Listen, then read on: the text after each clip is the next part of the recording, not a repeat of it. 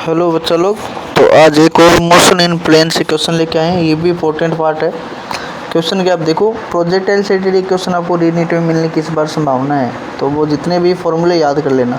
ये बोला है two identical bodies projected with same speed, दोनों को सेम स्पीड से फेंका एट टू डिफरेंट एंगल। मतलब मैं ऐसे बोलता हूँ कि यहाँ पे एक इस बॉडी को ऐसे फेंका है, ठीक है, और एक बॉडी को ऐसे फेंका है। दोनों के एंगल डिफरेंट है लेकिन रेंज दोनों की सेम है। ये वाली डिस्टेंस सेम दे रखी है। एक को मान लो मैंने फेंक दिया, किससे फेंक दिया, मान लो थीटा से फेंक दिया, तो दूसरे को जो फेंकूँगा मैं, मान लो ये बच गया 90 में से, पूरा 90 है तो इसको 90 माइनस थीटा बोल देता हूँ सेकंड के लिए, ठीक है। पहले को थीटा से फेंक दिया, दूसरे को 90 माइनस थीटा से फेंक दिया। Different angle cover the if the time of flight, पहले को जब फेंका था तो टाइम 5 सेकंड था, दूसरे को जब फेंका टाइम ऑफ फ्लाइट 10 सेकंड था। तो रेंज की वैल्यू बतानी, तो देखो इसको कैसे करते हैं। अब आपको पता है टाइम का फॉर्मूला ये होता है 2u sine theta divide by g, इसको t1 बोलता हूँ। और t2 को क्या बोल दूँ मैं, 2u sine 90 minus theta divide by g.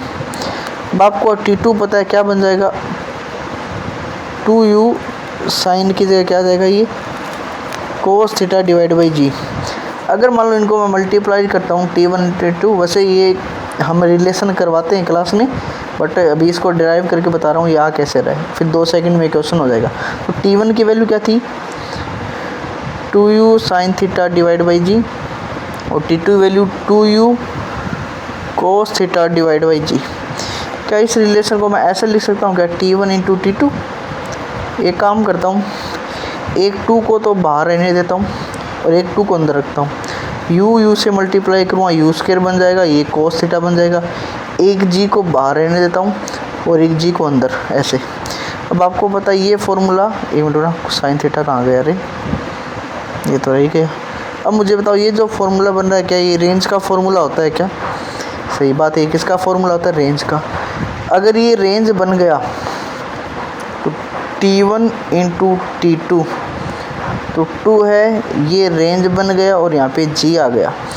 अब T1 T2 आपको पता है, G आपको गिवन है ही, 10 होता है, 10 दे रखा है क्या इसमें, तो चेक कर लेते हैं, हाँ 10 ही दे रखा है। तो यहाँ पे इस फॉर्मूले में रखो और इसको कैसे करेंगे जरा इधर देखो। तो क्या फॉर्मूला निकल गया था हमारे पास, T1 T2